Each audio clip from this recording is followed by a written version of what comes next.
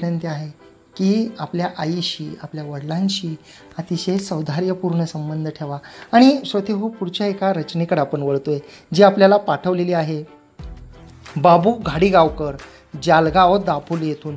आणि सरांनी लिहिलं आहे की माझी आई कुठे दूर येते आठवण तिची. माझी आई कुठे दूर येते आठवण तिची, रोज भास होतो तिचा, कधी दिसेल मला ती. माझी आई कुठे दूर येते आठवण तिची, रोज भास होतो तिचा, कधी दिसेल मला ती.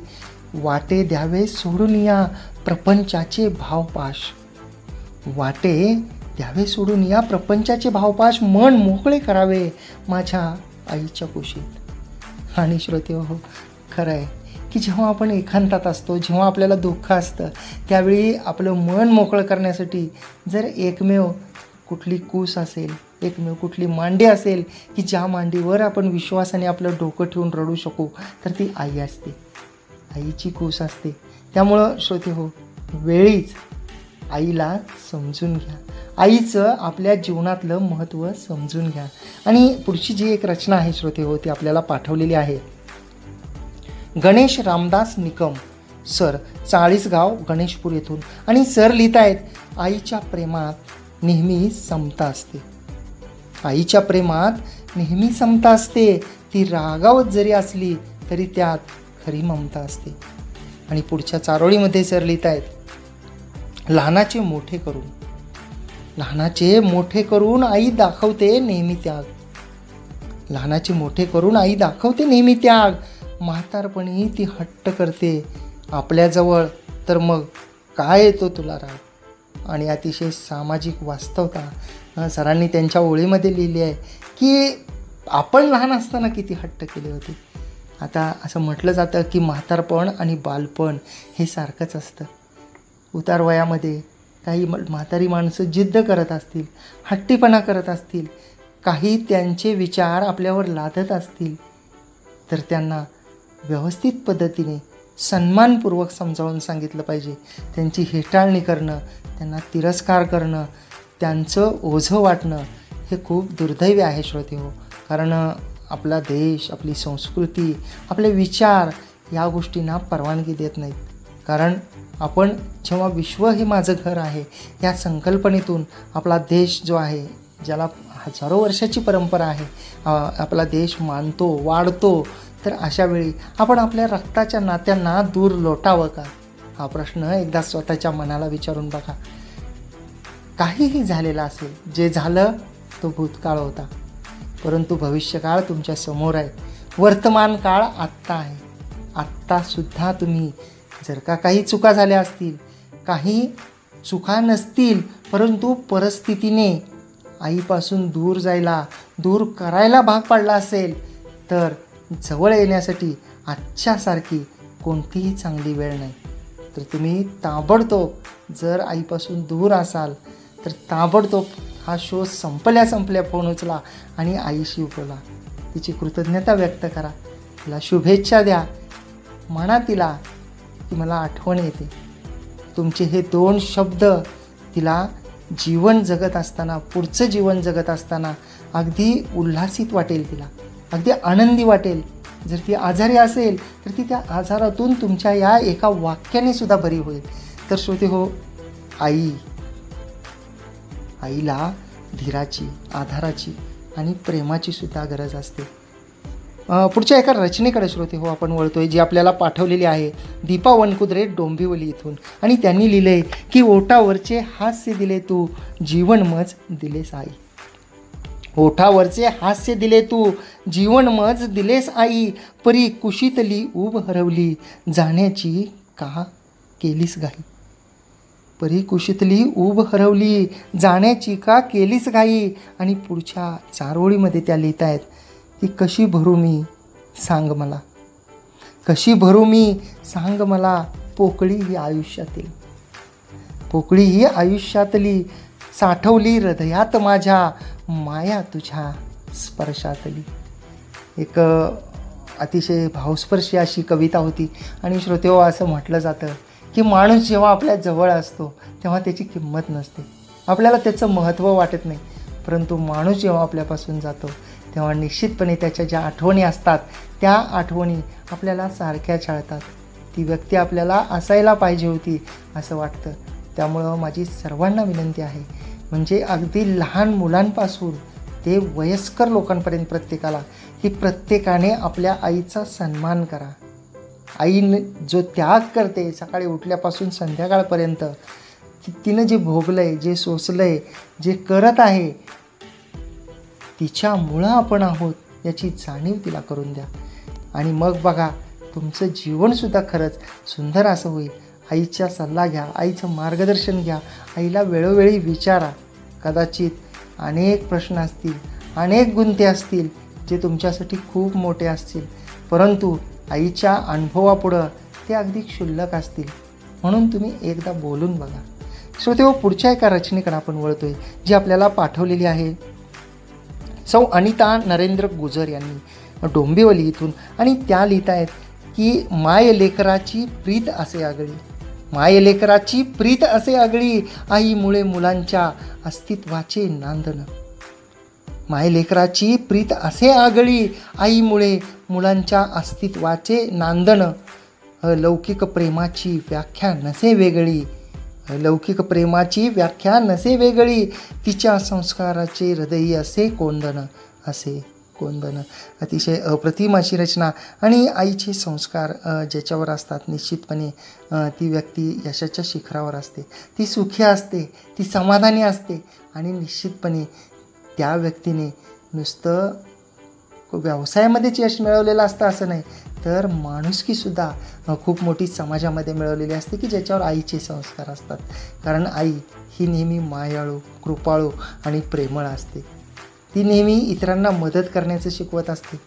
श्रोतेहो, पुढच्या एका सुंदर रचनेकडे आपण वळतोय जी आपल्याला पाठवलेली आहे राधिका बापट डोंबिवली इथून. आणि त्यांनी लिहिलं आहे की आई कष्टाने वाढवी प्रेमाने, न कधीही गाराने. आई कष्टाने वाढवी प्रेमाने, न कधीही गाराने, लाड करते खाऊ बनवते, माझ्या मना जपते. लाड करते खाऊ बनवते, माझ्या मना जपते, हट्टपूर्वी रुसवा भुलवी, मनोमनी फुलवी. त्या पुढं असं लिहित आहेत की ऐकूया गाथा, जाणून या कथा, दूर करू या व्यथा, गोड बोलून मोकळं वागून, आतून हसवून. शेवटच्या ओळीमध्ये त्या लिहित आहेत की आई येणार, माथा टेकणार, आशीर्वाद घेणार. आणि खरं आहे, आपण पाहत असाल श्रोतेहो, आजही अनेक वयस्कर अगदी वय झालेले सुद्धा लोक आहेत जे घराच्या बाहेर पडताना आपल्या आईचा चरण स्पर्श करून ते घराबाहेर कामधंद्यानिमित्त निघतात. त्यांची अशी धारणा आहे की ज्याच्यासोबत आईचे आशीर्वाद आहेत, ज्या घरामध्ये आई खुश आहे, त्या घरामध्ये काहीच कमी पडत नाही. तर नक्की आईला जपा, आईशी बोला. वैचारिक मतभेद असतील, भांडणतंटे असतील, वादविवाद असतील किंवा एखाद्या प्रसंगामुळे दोघांचीही चूक नसताना एखाद्या प्रसंगामुळे थोडंसं दूर जावं लागलेलं असेल तर पुढाकार घेऊन बोला. आजच्या दिनाचं खऱ्या अर्थानं हे सार्थक होईल असं या निमित्तानं मला वाटतं. श्रोतेहो, पुढच्या एका चारोळीकडे आपण वळतोय जी आपल्याला पाठवलेली आहे वसुधा नाईक पुणे यांनी. आणि त्या लिहित आहेत की आई म्हणजे आत्मा ईश्वराचा, आई म्हणजे आत्मा ईश्वराचा, विषय मुलांच्या जिव्हाळ्याचा. आई म्हणजे आत्मा ईश्वराचा, विषय मुलांच्या जिव्हाळ्याचा, आई जीवन वेचते मुलासाठी, आई जीवन वेचते मुलांसाठी, घोट पाजते ती सदैव आनंदाचा, आनंदाचा. आणि अगदी खरं आहे, स्वतःचं आयुष्य सगळं खपवून ती मुलांना स्वतःच्या पायावर उभं करते. आणि पुढं मात्र काही काही ठराविक मुलं आहेत ते आपल्या आईला विसरतात, वडिलांना विसरतात, त्यांना वाऱ्यावर सोडून देतात. तर हे खूप चुकीचं आहे मित्रांनो. कारण आई आणि वडील जर का खुश नसतील, त्यांचे आपले वाद असतील, मग ते पैशाचे असतील, प्रॉपर्टी संदर्भात असतील, अन्य कोणत्याही प्रकारचे कौटुंबिक वाद असतील, तर कधीच तशा स्वरूपाच्या वादांना खतपाणी घालू नका. ते तुमचे रक्ताचे आहेत. जेव्हा तुमच्यावर काही सुखदुःखाचे प्रसंग येतील त्यावेळी बाहेरचे कोणी येणार नाही, आणि आले तर ते जास्त वेळ थांबणार नाहीत. आणि जे थांबतील तुमच्या उशाला ते म्हणजे रक्ताचे असतील, त्यातल्या त्यात तुमची आई असेल. त्यामुळं श्रोते हो, आईचं महत्त्व हे वेळीच ओळखलं पाहिजे. आणि पुढच्या एका रचनेकडे आपण वळतोय, जी आपल्याला पाठवलेली आहे रतन पिंगट, एरंडगाव, तालुका येवला, नाशिक येथून. आणि सर लिहित आहेत आई शीर्षकाखाली की आई ज्ञानोबाची ओवी, आई अभंग विठ्ठल. वा, आई ज्ञानोबाची ओवी, आई अभंग विठ्ठल, आई उगवता चंद्र, आई चांदण शीतल. आई ज्ञानोबाची ओवी, आई अभंग विठ्ठल, आई उगवता चंद्र, आई चांदण शीतल. जात्यावरच्या ओवीत तिचं सारं विद्यापीठ. साऱ्या घरात रांगते गोकुळाचे कृष्णगीत. काळजाच्या देवाऱ्यात ठेवी घराला सांधून. काळजाच्या देवाऱ्यात ठेवी घराला सांधून. लढा संकटाशी देण्या ढाल मनाशी बांधून. कष्टाच्याच फेऱ्यामध्ये सारं आयुष्य गुंतलं. कष्टाच्याच फेऱ्यामध्ये सारं आयुष्य गुंतलं. आणि अगदी खरं आहे श्रोते हो, आई मग ती खेड्यातली आई असो की शहरातली आई असो, ती तरुण आई असो की वयस्कर म्हातारी आई असो, आपल्या मुलांप्रती जी ती कष्ट करते, खरंच तिच्या कष्टाला तोड नाही. त्यामुळं श्रोते हो, आईचं जे महत्त्व आहे, आईचं जे महात्म्य आहे, ते सरांनी सुंदररित्या त्यांच्या ओळीमध्ये रेखाटलेलं होतं. आणि पुढच्या एका रचनेकडे आपण वळतोय, जी आपल्याला पाठवलेली आहे शब्दशृंगार. तू फक्त माझीच, असं या नावाने सर लिहित आहेत. विशाल पाटील वेरुळकर, शेगाव, जिल्हा बुलढाणा इथून. आणि सरांनी लिहिलं आहे आई शीर्षकाखाली की देवाघरी गेली तू आई, तेव्हा होतो मी लहान. देवाघरी गेली तू आई, तेव्हा होतो मी लहान. तरी तू मला जग दाखवले आहेस, तू खूप महान. देवाघरी गेली तू आई, तेव्हा होतो मी लहान. तरी तू मला जग दाखवले आहेस, तू खूप महान.